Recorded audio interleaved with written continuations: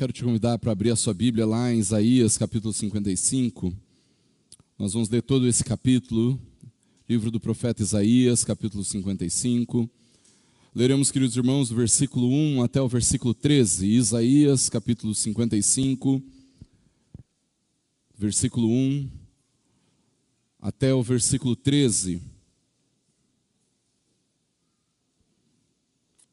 Isaías 55, do versículo de número 1 até o versículo de número 13. Onde a palavra do Senhor nos diz assim: todos vocês que têm sede, venham às águas. E vocês que não têm dinheiro, venham, comprem e comam.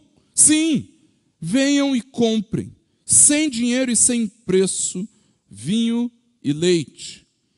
Por que vocês gastam dinheiro naquilo que não é pão, e o seu suor naquilo que não satisfaz? Ouçam com atenção o que eu digo.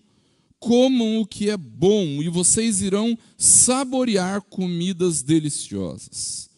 Deem ouvidos e venham a mim, escutem e vocês viverão, porque farei uma aliança eterna com vocês, que consiste nas fiéis misericórdias prometidas a Davi.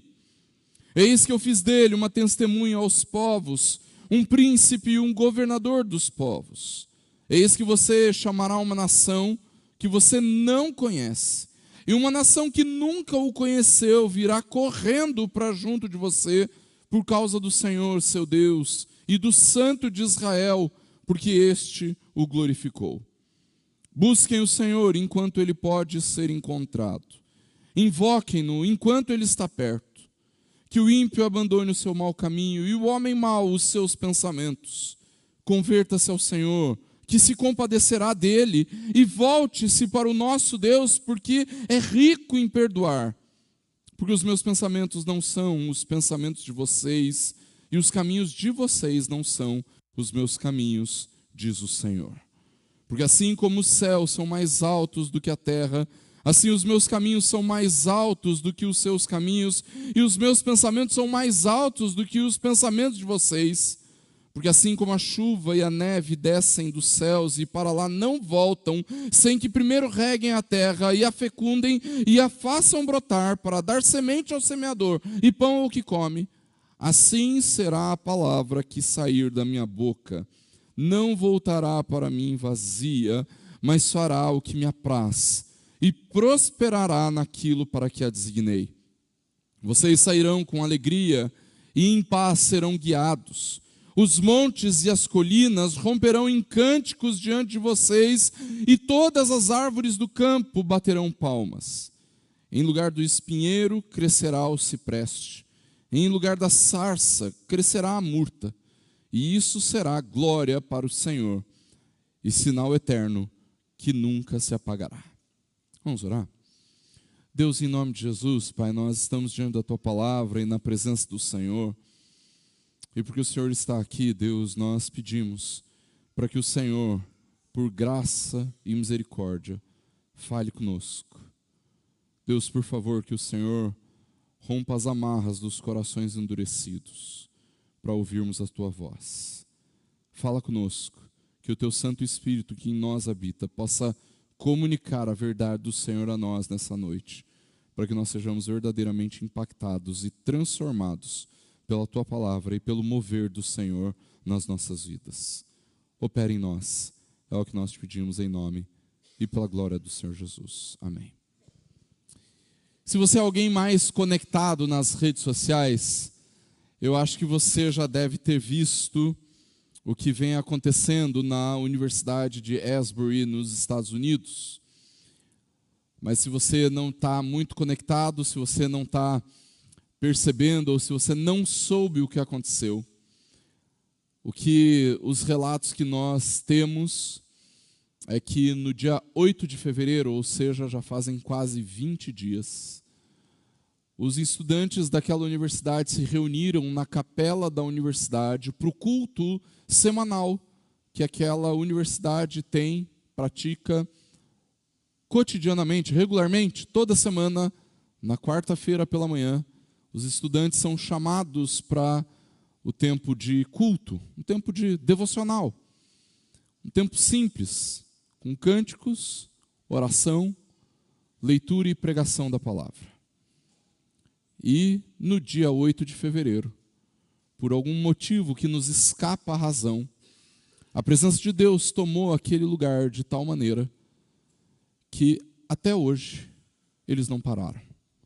Começa a haver agora um movimento dos professores, dos alunos mesmos, de entender que agora é o momento de voltar ao normal, ao cotidiano, ao dia a dia da universidade, ao dia a dia da vida das pessoas.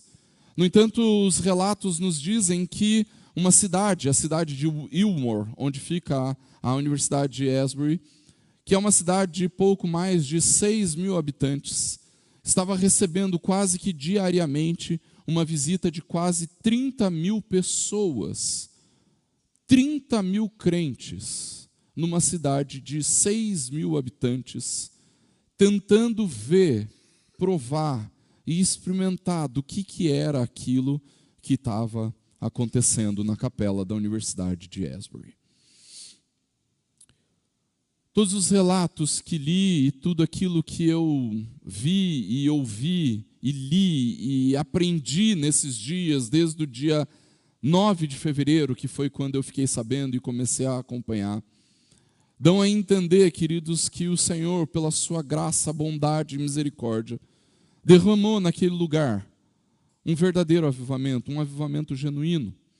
E a grande prova disso, queridos, é que aquilo que aconteceu em Asbury não ficou restrito àquela universidade, mas pessoas que passaram por lá e que foram para outras universidades, para outras igrejas, também têm experimentado da mesma presença extraordinária.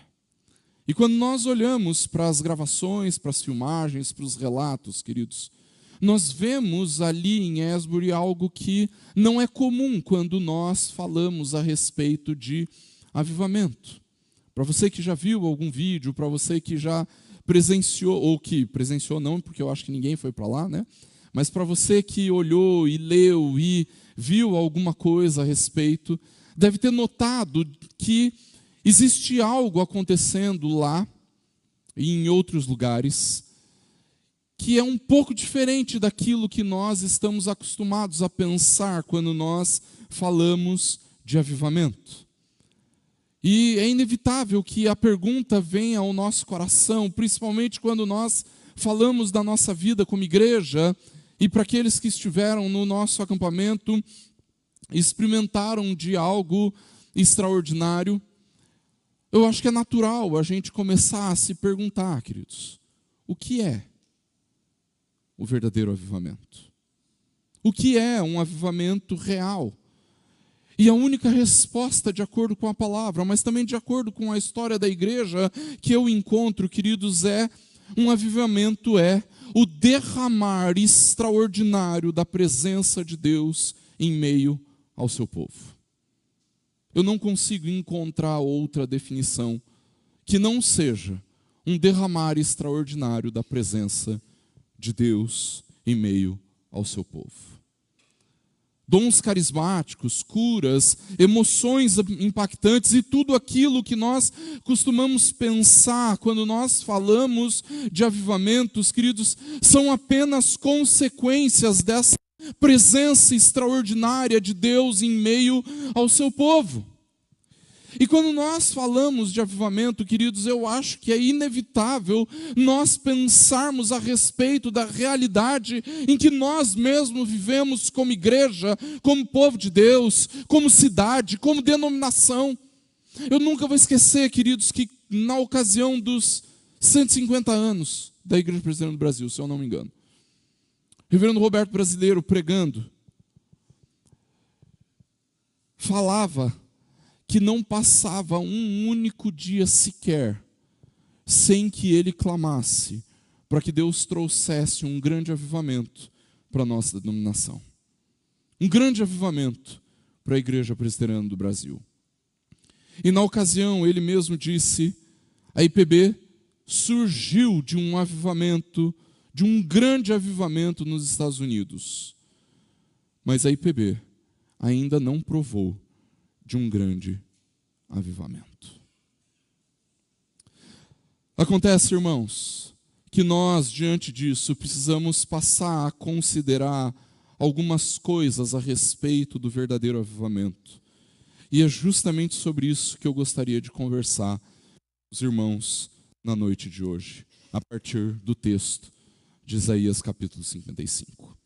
Quando nós lemos, queridos, o livro do profeta Isaías, nós vamos encontrar nesse livro 3 claras divisões, 3 momentos específicos do ministério de Isaías e que são marcados claramente no seu texto, claramente na sua mensagem. O primeiro desses momentos, queridos, até o capítulo 39, desde o seu chamado, lembra, no ano da morte do rei Uzias, eu vi o Senhor assentado sobre um alto e sublime trono. Essa visão no ano da morte do rei Uzias marca o início do ministério profético de Isaías. Isaías capítulo 6 nos fala sobre isso. E até o capítulo 39, o profeta vai lidando e proclamando e anunciando a mensagem do Senhor, toda a mensagem que denunciava a pecaminosidade, a corrupção, a idolatria, a imoralidade do reino do norte, também conhecido como reino de Israel, mostrando toda a perversidade e apontando para a ameaça que os assírios eram para a realidade do reino do norte. E não é à toa que anos depois, o reino do norte vem a sucumbir justamente ao império assírio.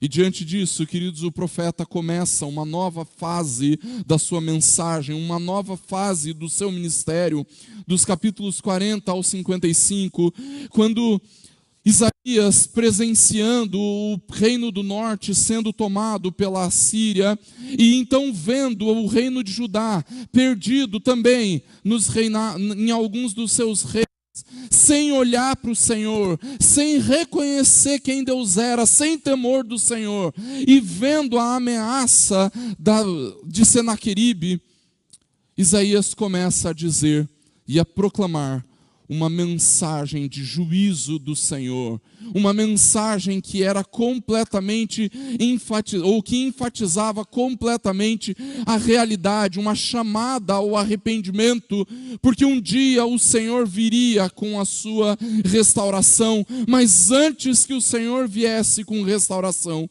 então o povo deveria se arrepender. E para que o povo se arrependesse, ele passaria sim pelo exílio da Babilônia. E mesmo sendo uma realidade completamente distante da vida de Isaías, Isaías também profetizou a respeito da restauração do povo de Deus, retornando do exílio na Babilônia. Isaías já havia morrido, ele já tinha falecido, e mesmo assim, pela fé, ele contemplava aquilo que Deus iria fazer no seu povo, e anunciava a restauração que o Senhor estava prometendo ao povo da aliança. E isso nós vemos dos capítulos 56 a 66. O capítulo que nós lemos, queridos, nos fala desse momento definitivo, um momento em que Isaías está proclamando à sua nação que, por causa da sua pecaminosidade, por causa da sua imoralidade, por causa da sua negligência com o Senhor e da sua idolatria, Deus levaria o povo ao exílio na Babilônia. E então o capítulo 55 encerra essa fase, para então entrar no 56, quando Isaías já fala sobre a restauração. No entanto, queridos, quando nós observamos a mensagem única do livro de Isaías, nós estamos observando e vendo a mensagem da desobediência de um povo, do povo de Deus. E por causa dessa desobediência, da consequente mensagem do juízo do Senhor contra o seu povo. E em todas as nações, em todas as seções, não nações, em todas as seções deste livro, mesmo que elas venham cheias de mensagens de juízo e correção da parte de Deus e chamada ao arrependimento, todas as sessões deste livro trazem uma mensagem com a esperança da restauração. Uma restauração que viria através do servo do Senhor. Uma clara referência profética ao Messias prometido, o Senhor Jesus. Neste servo, neste Messias, é estabelecida, queridos, a promessa de restauração do povo da aliança. É na vinda e na presença do servo do Senhor, do próprio Deus em meio ao seu povo, que a restauração acontece. O convite de Deus, a chamada de Deus, a convocação do Senhor através de Isaías é que, pela obra do Messias, o seu povo retornaria a um relacionamento íntimo com o Senhor, como Deus havia prometido lá no Sinai. Vocês serão o meu povo, eu serei o seu Deus e habitarei no meio de vocês. E o motivo, queridos, pelo qual eu considero que esse texto de Isaías 55 pode nos ensinar a respeito de avivamento, queridos, é porque o tempo todo o clamor do profeta é para que o povo simplesmente não perca aquilo que Deus tem preparado para aqueles que são dele. Para que o povo da aliança não perca aquilo que o Senhor mesmo prometeu ao seu povo.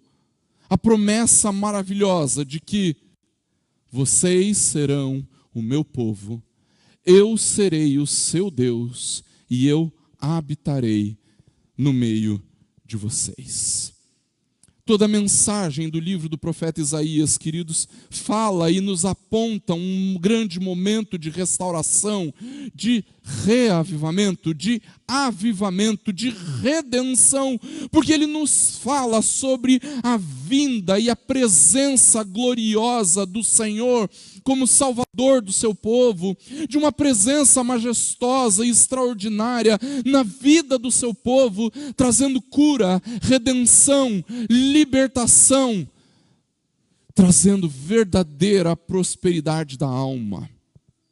A promessa de restauração passa pelo próprio Deus presente de maneira extraordinária em meio ao seu povo, através do servo do Senhor, o Messias prometido. Avivamento, queridos, é justamente essa realidade.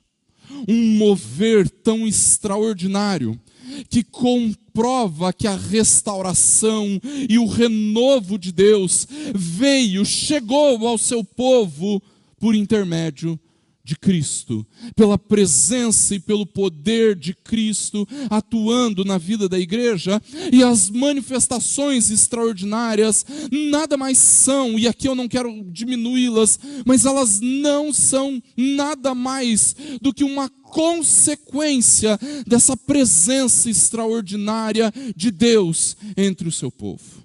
E é exatamente por isso, queridos, que eu gostaria que nós olhássemos para esse texto como uma chamada de Isaías, mas principalmente do próprio Deus para nós, para que nós vivêssemos em busca de um verdadeiro avivamento. E esse texto começa, queridos, nos falando qual é a primeira realidade que precisa existir para que haja verdadeiro avivamento.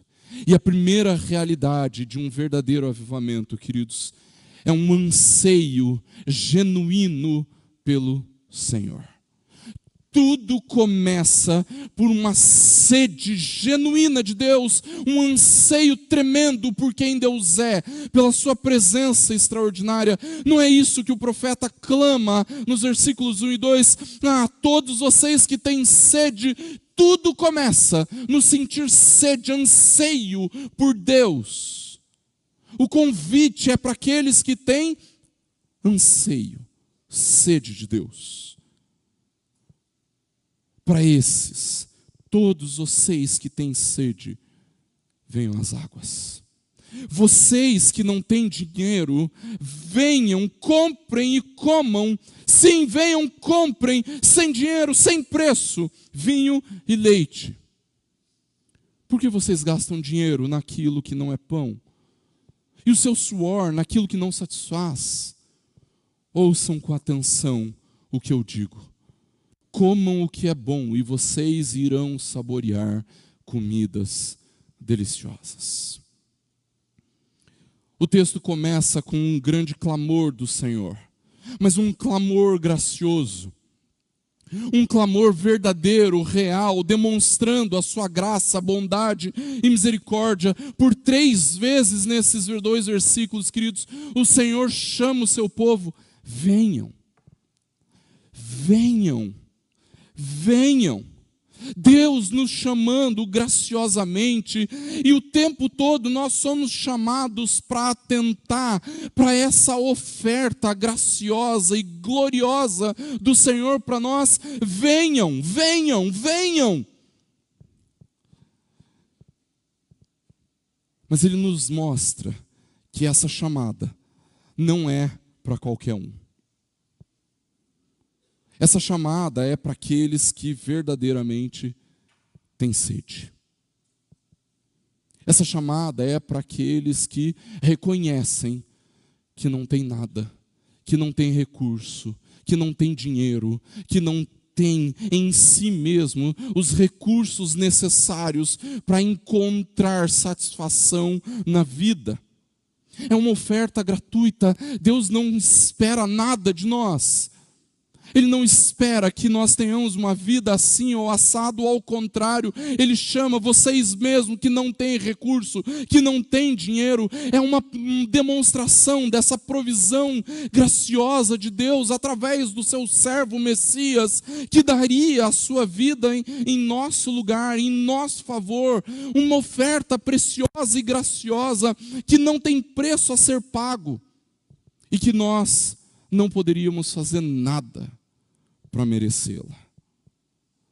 O povo de Deus, o real, o verdadeiro povo de Deus, que manifesta o seu anseio pelo Senhor, é o povo que se reconhece como pobre, miserável, como aqueles que não têm recursos, como aqueles que têm anseio, sede de Deus, e que mesmo assim ouviu a chamada, a convocação da graça, e então foi alcançado pela misericórdia de Deus. O vinho e o leite e o pão, ou aquilo que não é pão, aquilo que satisfaz, queridos, contrasta a realidade em que o vinho e o leite, o qual o Senhor chama, olha, venham comprar vinho e leite. Vinho e leite naquela realidade, queridos, eram símbolos de uma extraordinária satisfação, alegria, mas principalmente era símbolo daqueles que estavam muito bem financeiramente. No entanto, é muito claro que o texto não nos chama para desfrutarmos de bens materiais. Deus claramente está falando a respeito de um anseio da alma e de vinho e leite da alma. Que nós seríamos supridos, um convite gracioso para sermos supridos e estarmos completamente satisfeitos em quem Deus é. E esse é o questionamento do Senhor, inclusive no versículo seguinte: por que é que vocês gastam dinheiro com aquilo que não é pão? Por que é que vocês gastam dinheiro com aquilo que não satisfaz? Há um contraste gigantesco, queridos, entre aquilo que era demonstração ou exemplo de fartura e provisão, e o contraste com aquilo que era tão somente necessário para a subsistência e que mesmo assim não satisfazia. A realidade, queridos, de que o investimento em coisas que não são essenciais para a nossa alma, e coisas que não têm a capacidade de nos satisfazer, e de como nós corremos atrás dessas coisas, e de como nós nos desgastamos atrás dessas coisas, queridos, passa longe do verdadeiro avivamento, porque estas coisas impedem a nossa mente e o nosso coração de ansiarem pelo Senhor, de desejarem o Senhor, de terem sede do Senhor. No entanto, todos nós já experimentamos a realidade de que só o Senhor, o próprio Deus, é capaz de satisfazer os desejos mais profundos do nosso coração, da nossa alma. A busca pelo verdadeiro avivamento, queridos, começa com um anseio genuíno e profundo por quem Deus é, pelo Senhor. E se nós não estamos ansiando pelo Senhor, queridos, então tudo o que nos resta é chorar, nos arrependermos no pó e na cinza. A falta de anseio pelo Senhor é resultado de um coração endurecido. É resultado de um coração que tem tentado se preencher através de muitas outras coisas e não do Senhor. E você pode estar pensando, mas pastor, então eu devo estar perdido mesmo. Porque faz muito tempo que eu não sei o que é ansiar, ter sede pelo Senhor. Queridos, esse anseio precisa existir continuamente no nosso coração. E se não existe, então você não tem nada mais importante para fazer na sua vida, nem comer, nem dormir, e eu diria nem terminar esse culto, sem que antes você fosse diante de Deus e se arrepender pela sua falta de vontade, de desejo, de anseio pela presença do Senhor. Afinal, como é que nós podemos viver, queridos, sem ansiar, sem ter sede, sem ter desejo por aquele que promete fartar a nossa alma de comidas deliciosas? Como não ansiar pelo Senhor, aquele que é a nossa herança, o maior tesouro, a maior preciosidade que existe, o nosso maior bem? Como não ansiar por aquele que verdadeiramente pode fartar a nossa alma? Mas em segundo lugar, queridos, a busca pelo verdadeiro avivamento precisa nos encaminhar para uma realidade maravilhosa de uma esperança depositada nas promessas e na aliança eterna de Deus. Veja, a promessa de um verdadeiro avivamento, segundo o texto, que é um desfrutar da presença do Senhor, está no próprio Senhor Jesus, a semente de Davi. Olha o que os versículos seguintes dizem para nós: deem ouvidos e venham a mim, escutem e vocês viverão. Porque farei uma aliança eterna com vocês, que consiste nas fiéis misericórdias prometidas a Davi. Eis que eu fiz dele uma testemunha aos povos, um príncipe e um governador dos povos.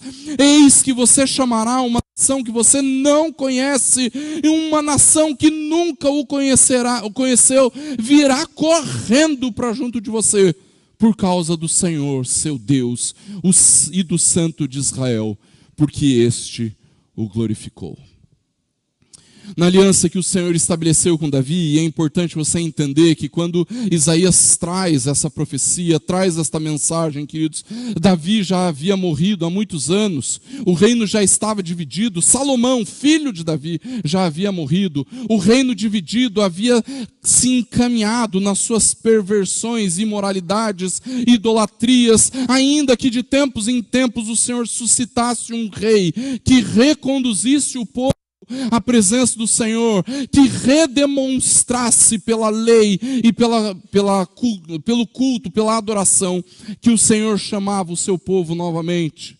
No entanto, diante da realidade de Davi, queridos, nós somos confrontados com a realidade do povo. Porque ainda que Deus havia prometido a Davi e a sua descendência um trono permanente, uma dinastia duradoura, o que nós sabemos é que o Senhor havia prometido que a casa real de Davi, que a sua dinastia governaria as nações. Mas você lembra como termina a história? Davi e a sua descendência pecaram contra o Senhor, quebraram a aliança. Mas isso não quer dizer que a fidelidade do Senhor foi abalada. Isso não quer dizer que as promessas do Senhor, de uma aliança duradoura e permanente, havia sido encerrada. Ao contrário. O Senhor, por causa da sua bondade, misericórdia e graça, suscita um novo Israel, um novo povo da aliança e também um novo Davi. Tanto um novo povo quanto um novo Davi eram absolutamente necessários para que essa aliança pudesse ser mantida para sempre. E aí, queridos, que nós somos obrigados a olharmos para Jesus, para o nosso Senhor, o Messias prometido. Porque este novo Davi, em quem as promessas de aliança eterna estão garantidas, é Jesus. E este novo Israel, que desfrutaria destas promessas da aliança prometida, é a igreja. Deus suscita o Senhor Jesus como Messias Salvador, o Redentor do seu povo, justamente para que toda a igreja, para que o povo da aliança desfrutasse das promessas do Senhor. Por causa de Jesus, queridos, nós, gentios, nação desconhecida, agora nos achegamos ao Senhor. Fomos incluídos nessa aliança como herdeiros de Deus em Cristo. Fomos incluídos nessa realidade da presença maravilhosa do Emanuel, não o presbítero. Nele, em Jesus, o Emanuel, o Deus conosco, nós temos a promessa garantida de que Deus está com o seu povo. De que Deus habita conosco. O herdeiro de Davi é quem de fato atrai para a vida da igreja, para o povo da aliança, todas as bênçãos que estão em Deus ao povo, para o povo. Uma promessa eterna, queridos, que não pode falhar, porque aquele que garante a validade da promessa é o Senhor Jesus. Nós mantemos, irmãos, uma vívida esperança de um manifestar extraordinário da presença gloriosa de Deus conosco, porque o motivo pelo qual Deus estabeleceu esta aliança é justamente manifestar a sua presença em meio ao seu povo. Eu serei o seu Deus, vocês serão o meu povo, e eu habitarei no meio de vocês. A busca pelo verdadeiro avivamento passa pela esperança vívida de que em Cristo todas as promessas do Senhor são e serão cumpridas por causa da aliança. Mas em terceiro lugar, a busca pelo verdadeiro avivamento passa por uma busca incessante pelo Senhor. Uma busca interminável pela presença de Deus. Não é isso que o profeta nos fala no versículo 6? Busquem o Senhor enquanto Ele pode ser invocado. encontrado, invoquem-no enquanto ele está perto. Vejam, queridos irmãos, a sede do primeiro ponto, o anseio, a esperança do segundo ponto, não são tudo o que nós precisamos para vivermos o verdadeiro avivamento. O verdadeiro avivamento é sim movido pelo anseio, movido pela esperança. No entanto, ele contém uma busca incessante pela presença maravilhosa e gloriosa e extraordinária da parte de Deus.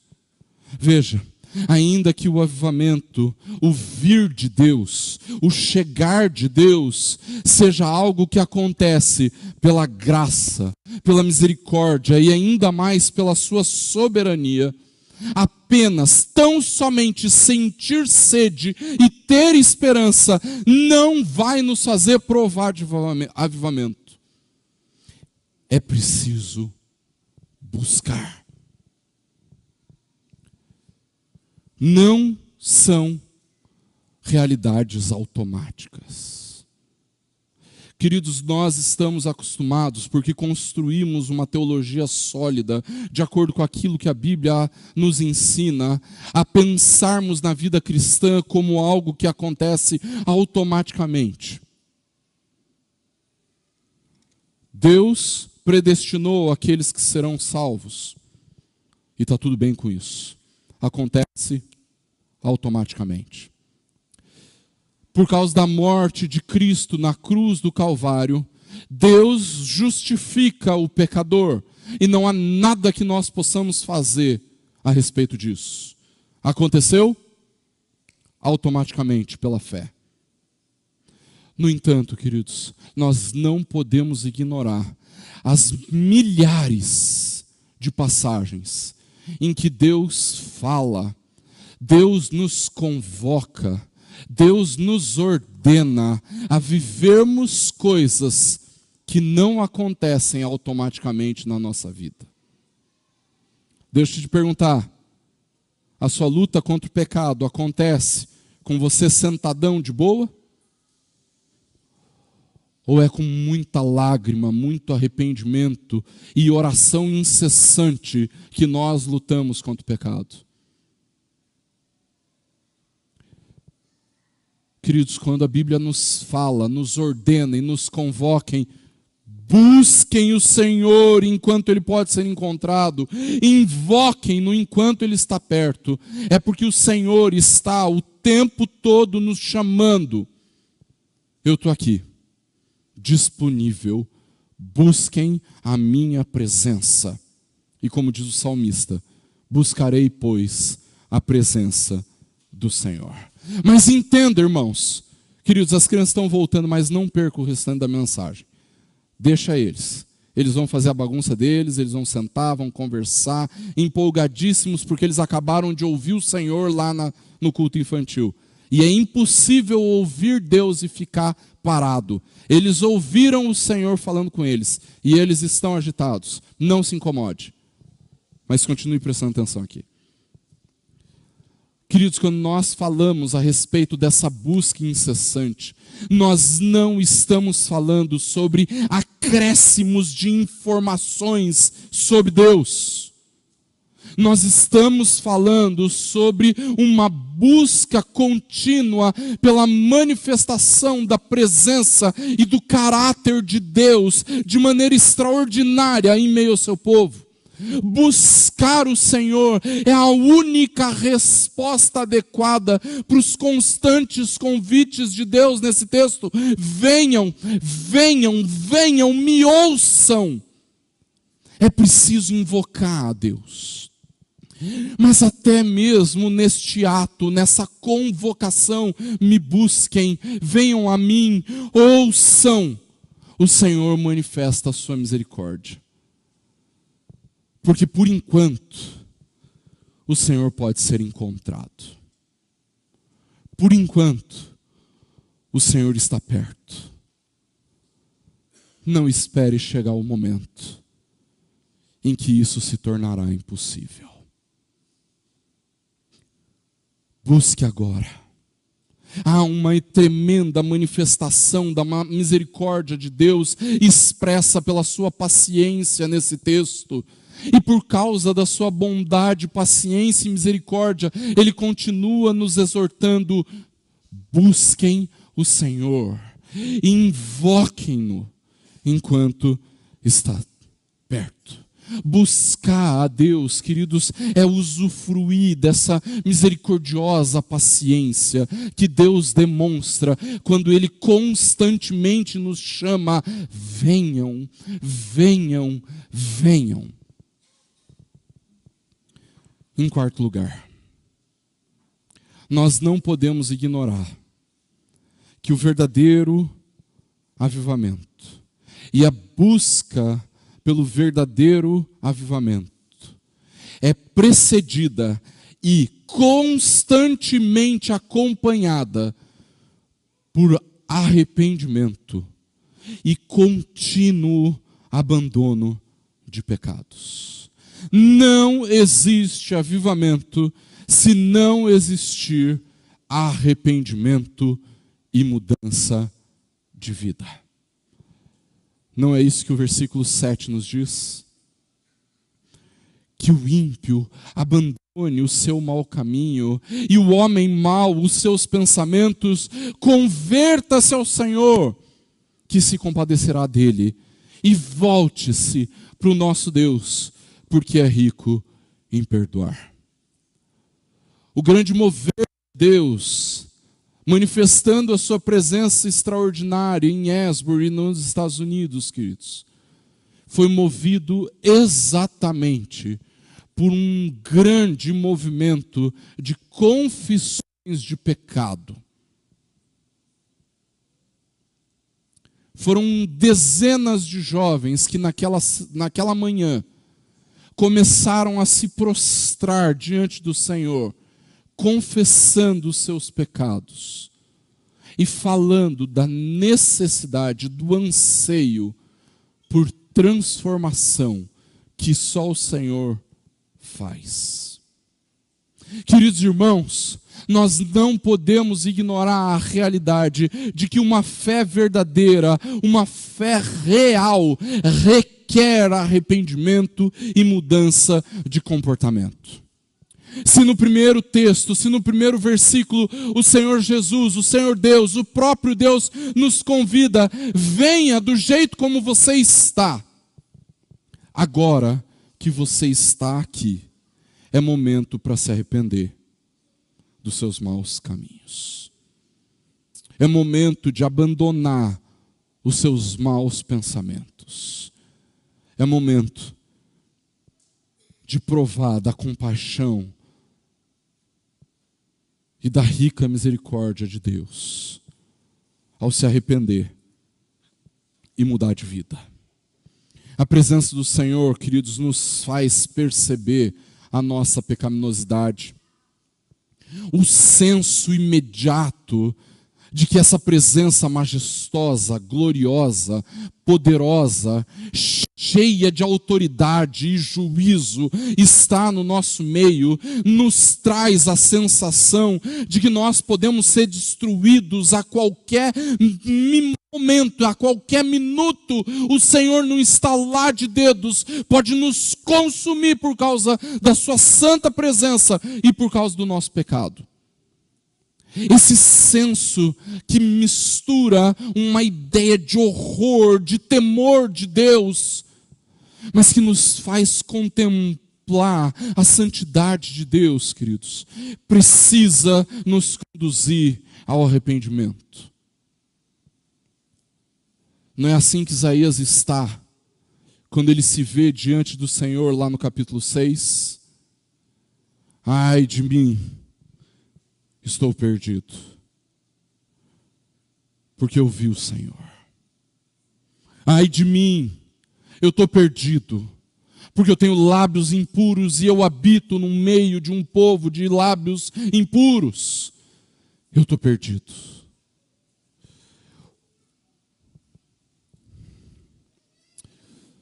A história da igreja nos conta, queridos, que quando houve o grande despertar do século XVIII, o Jonathan Edwards, que era um cara que pregava sem nenhum vigor, sem nenhum fervor aparente, ele simplesmente pegava o texto que ele tinha escrito durante a semana e lia, sem nenhuma entonação, sem nenhuma dinâmica de leitura.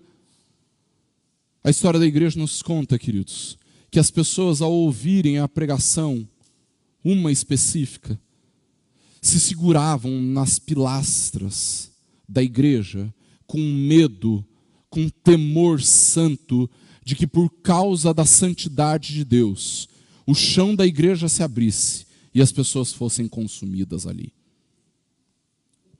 Esse senso, queridos, do temor de Deus, de uma presença santa em meio ao seu povo, precisa nos levar ao arrependimento. Precisa nos levar à mudança, ao abandono de pecados, irmãos. Sabe por quê? Porque ainda que esse senso de temor, ainda que essa compreensão de uma santidade poderosa, que poderia, se assim o Senhor quisesse, nos consumir, ainda assim, ela também nos lembra de um Senhor que é rico em perdoar, que exerce do seu compadecer, da sua compaixão. Ainda que eu seja tomado por esse senso de desespero, por causa dos meus lábios impuros, por causa da minha imundícia, por causa do meu pecado, ainda assim eu sou chamado para olhar para esse Deus justo e santo e perceber a sua compaixão, a sua graça, a sua misericórdia. Uma compaixão que faz este mesmo Deus justo, santo e soberano estender a sua mão, nos perdoar em Cristo e nos acolher junto dele. No entanto, mesmo assim, queridos,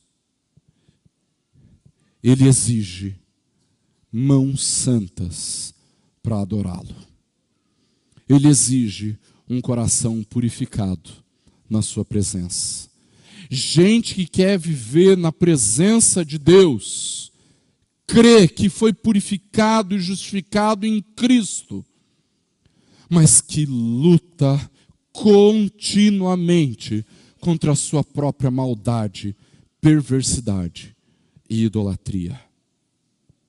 O arrependimento e o contínuo abandono de pecados precedem o verdadeiro avivamento e caminham ao lado do verdadeiro avivamento. Mas em quinto lugar, e você que está acostumado com 3 pontos nessa hora já está tendo um infarto. E em quinto lugar, o verdadeiro avivamento, queridos, a busca pelo verdadeiro avivamento precisa nos levar a termos uma sensibilidade real a respeito dos pensamentos elevados do Senhor nosso Deus. Os versículos 8 e 9 nos dizem: porque os meus pensamentos não são os pensamentos de vocês, e os caminhos de vocês não são os meus caminhos, diz o Senhor. Porque assim como os céus são mais altos do que a terra, assim os meus caminhos são mais altos do que os seus caminhos, e os meus pensamentos são mais altos do que os pensamentos de vocês. Queridos, uma das grandes crises que nós temos é lidarmos com essa realidade incompreensível da graça. Nós estamos o tempo todo lidando com ações e consequências de ações, ações e recompensas por ações. Não é assim? Você trabalha o mês inteiro, o que é que você espera no fim do mês? Que caia o seu salário na conta. Mas se você não trabalhar naquele mês, você sabe muito bem que alguma coisa pode dar errado com o seu salário na conta no fim do mês. Se nós cometemos algum crime, está aqui o Edson e a Edvânia que não me deixam mentir, a polícia deveria bater lá na sua porta. Talvez se nós vivêssemos num país um pouquinho mais sério e um pouquinho mais justo, isso aconteceria com mais frequência. Nós estamos acostumados, queridos, a lidarmos com essa realidade da paga, da consequência, do mérito, da vinda ou da ação, da bênção ou maldição como consequência dos nossos atos. E quando nós falamos, queridos, das coisas naturais, é assim mesmo, não é verdade? Seu filho se dedicou, estudou, passou de ano. Você quer premiar o esforço dele? Você não precisa fazer isso, mas você pode premiar o esforço dele, não é verdade? Não existe nada de errado com isso.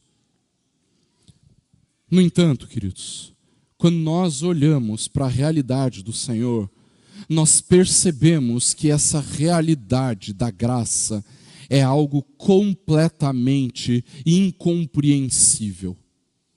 Não cabe nos nossos pensamentos. Quando nós olhamos para os caminhos pelos quais o Senhor percorre e nos dá a percorrer, queridos, nós percebemos o quanto os nossos caminhos são tortuosos e distantes dos caminhos do Senhor. E completamente contrários aos caminhos do Senhor. É exatamente essa incompreensão a respeito dos pensamentos e caminhos do Senhor que às vezes nos faz viver a vida cristã com um grande ponto de interrogação na mente. Qual é a vontade de Deus? O que eu tenho que fazer? Qual decisão eu posso tomar ou preciso tomar diante disso? Deus, o que eu faço? Queridos, a crise para entender os motivos pelos quais as coisas acontecem fogem da nossa capacidade de compreensão dos pensamentos e caminhos do Senhor.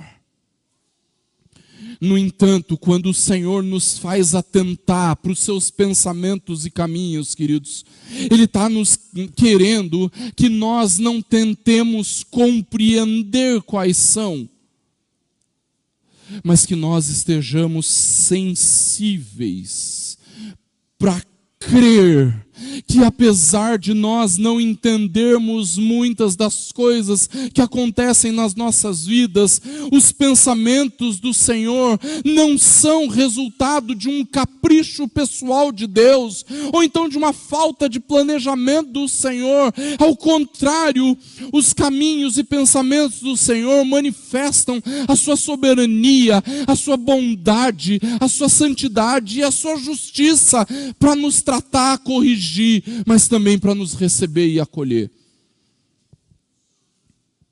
Os pensamentos de Deus, queridos, excedem os nossos, porque Deus não está pressionado pelas circunstâncias, nós estamos.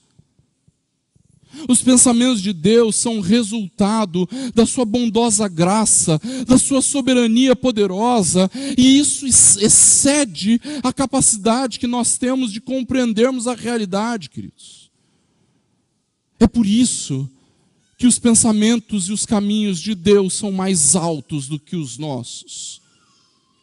E é por isso que nós precisamos ter sensibilidade para crer nestes pensamentos e caminhos elevados do Senhor. E por último, agora infartou de vez, né? Agora já é um aneurisma já, né? Em sexto lugar, o verdadeiro avivamento é demonstrado pela confiança no poder eficaz e restaurador da palavra de Deus.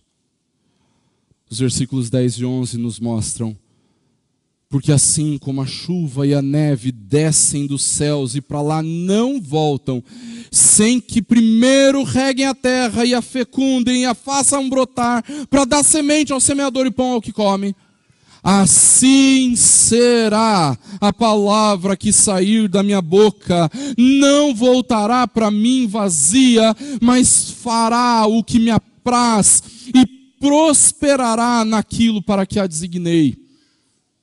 Queridos, nós não podemos imaginar qualquer avivamento verdadeiro sem nos fazer perceber que há um poder eficaz, restaurador, redentor, renovador, curador, sarador na palavra que sai da boca de Deus.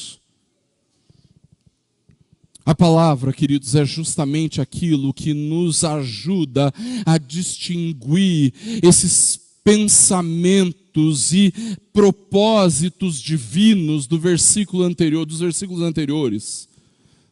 E como essa palavra nos mostra a respeito dos pensamentos e caminhos de Deus, o quanto nós estamos em oposição a estes pensamentos e caminhos.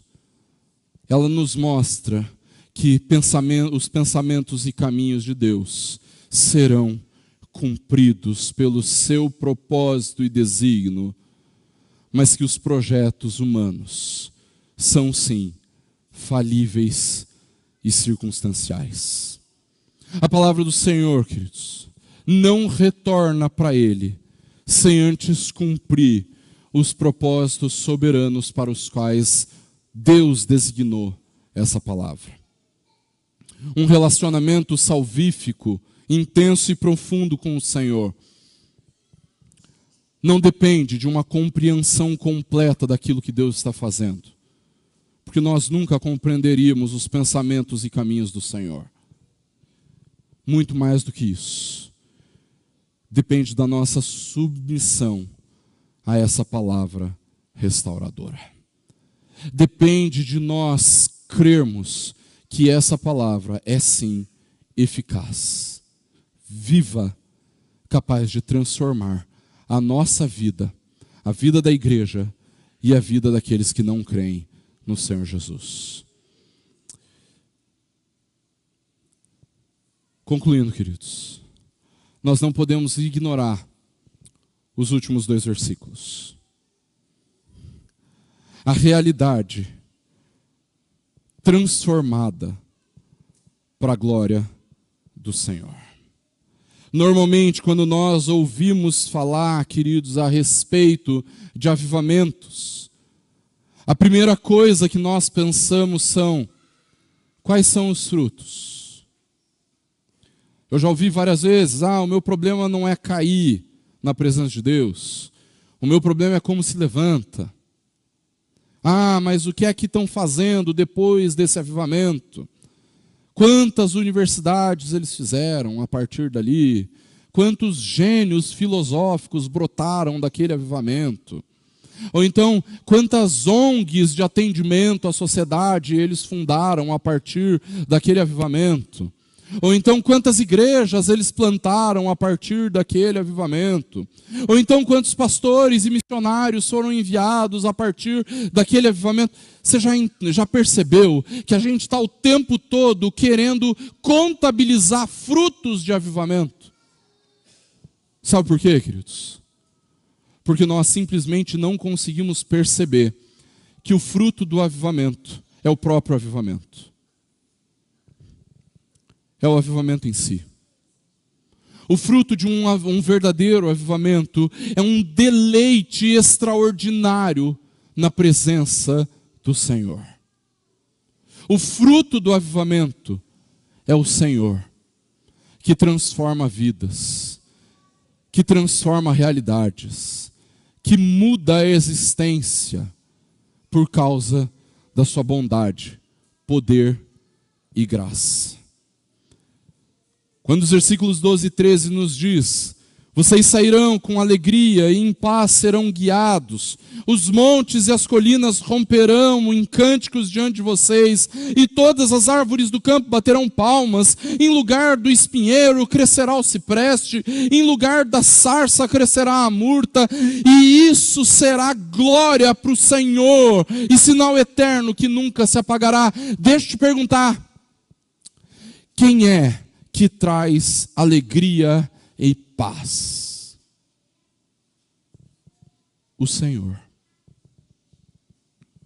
Quem é que faz os montes e colinas romperem em cânticos? O Senhor. Quem é que faz as árvores baterem palmas? O Senhor. Quem é que faz crescer o cipreste em lugar do espinheiro e a murta em lugar da sarça? O Senhor. Ao estabelecer essa realidade, queridos, o profeta Isaías nos faz olhar e faz aquele povo, alvo da sua mensagem, olhar para a restauração do exílio, para o momento em que Deus restauraria o seu povo, resgataria o seu povo de maneira definitiva. E nós não podemos pensar de maneira diferente, queridos. Se nós estamos em busca de um verdadeiro avivamento, manifestando anseio genuíno, esperança nas promessas, busca incessante, arrependimento e abandono de pecados, se nós estamos manifestando sensibilidade a respeito dos pensamentos e caminhos do Senhor e confiança no poder restaurador da palavra, então tudo o que nós podemos esperar é que o Senhor, na sua graça, bondade e misericórdia, venha até nós, manifesta a sua presença, para fazer cumprir cada uma dessas coisas. Isaías, queridos, fala sobre espinhos e sarças em outros textos, como sinais anteriores ao julgamento, ao juízo de Deus. Um julgamento, um juízo que então é substituído pela alegria da salvação. Um juízo marcado pela ausência dessa presença extraordinária de Deus em meio ao seu povo, mas uma restauração, uma salvação, uma redenção marcada pela presença extraordinária de Deus em meio ao seu povo. É a visão do triunfo da graça que conclui esse texto, demonstrando para nós, queridos, que os efeitos do pecado, da queda, do juízo, são corrigidos pela graça, poder, majestade de Deus, e que agora nós provamos de uma transformação restauradora por causa da presença de Deus em meio ao seu povo. E tudo isso, queridos, para que toda essa realidade transformada glorifique o Senhor. Em março de 2020, o Conselho da Igreja reunido, ali na biblioteca,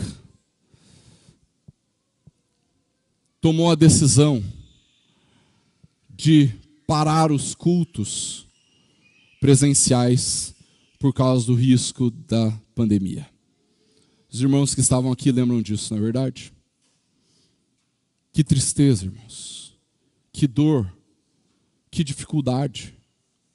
Nós nunca tínhamos vivido realidade semelhante. Nós nunca tínhamos passado por nada parecido. E com toda aquela dor, queridos, nós tínhamos decisões e mais decisões a serem tomadas. Como é que nós fazemos a ceia? Como é que nós fazemos para atender e abençoar espiritualmente os irmãos da igreja? Como é que nós faremos? E tudo o que eu conseguia perceber, queridos, é que por causa da negligência do povo de Deus, Deus havia enviado juízo sobre nós, para que nós aprendêssemos a valorizar a importância de nos reunirmos na presença do Senhor e uns com os outros. Quando então, queridos, as portas foram abertas, Nós retomamos os cultos presenciais, queridos. Não foram nenhuma, nem duas as vezes em que eu, pastor Lucas, pastor Patrick, presenciamos irmãos entrando por aquelas portas, rompendo em lágrimas. Porque mesmo naquela realidade restrita, estavam se reunindo com o povo de Deus, na presença de Deus. Nós passamos meses sem a ministração da ceia, porque nós entendemos claramente que a pandemia era uma demonstração do juízo de Deus, não apenas com a perversão do mundo, mas também com a negligência da igreja. E com isso não estou dizendo apenas a igreja do Tarumã, mas com toda a igreja de Cristo. As previsões para 2020 eram de um ano maravilhoso, cheio de prosperidade, riqueza. Um ano em que as coisas dariam certo, os economistas traziam grandes apontamentos e previsões. É um ano que nós vamos bombar, as coisas vão acontecer. E Deus fala, não é.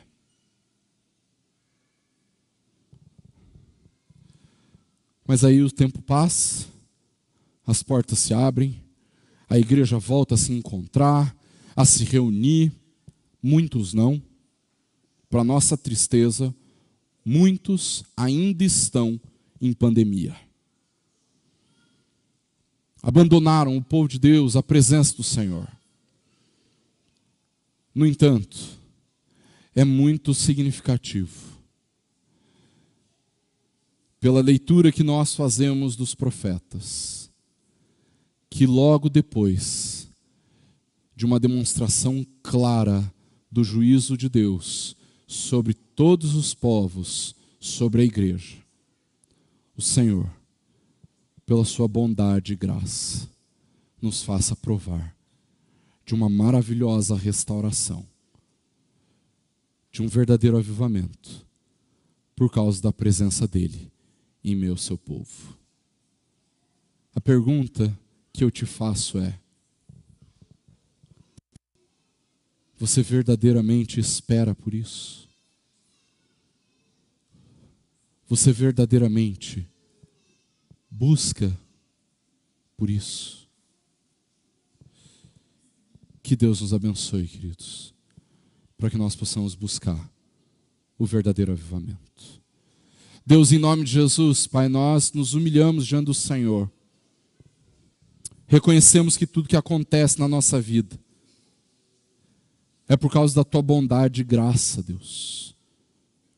Mas nós clamamos: vem sobre nós, ó Deus. Visita o Teu povo.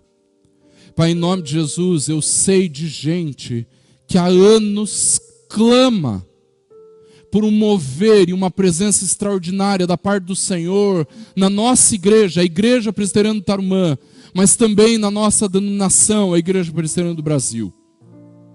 Há anos, Deus, eu ouço gente falando que tem orado, intercedido e clamado para que o Senhor dê um avivamento para a igreja brasileira, Deus. E Pai, por favor, esse é o nosso clamor. Deus, o Senhor conhece o nosso coração. O Senhor sabe de tudo aquilo que temos vivido, experimentado, buscado. Por favor, Deus, manifesta a Tua presença extraordinária em nós, na vida da igreja, a ponto de nós sermos impactados e transformados, mas que, sobretudo, Deus, isso redunde em glória para o Teu nome. Faz isso, Deus, para a alegria do nosso coração, mas principalmente para que o Senhor seja glorificado em nosso meio. Haja aqui, na Igreja do Tarumã, que nós possamos buscar o Senhor. Move o nosso coração para buscarmos o Senhor incessantemente, até que o Senhor venha e opere maravilhas, sinais e prodígios no nosso meio. Por causa da Tua presença, que é o que nós mais ansiamos, nós clamamos: vem, Senhor Jesus. Vem, liberta os cativos, arrebenta as correias, sara os corações feridos, move arrependimento e transformação de vidas, para que essa presença gloriosa seja marcante e impactante e transforme a nossa cidade e o nosso país. Age com graça e no poder do Teu Espírito. É o que nós clamamos, em nome e para a glória de Jesus. É o que nós pedimos.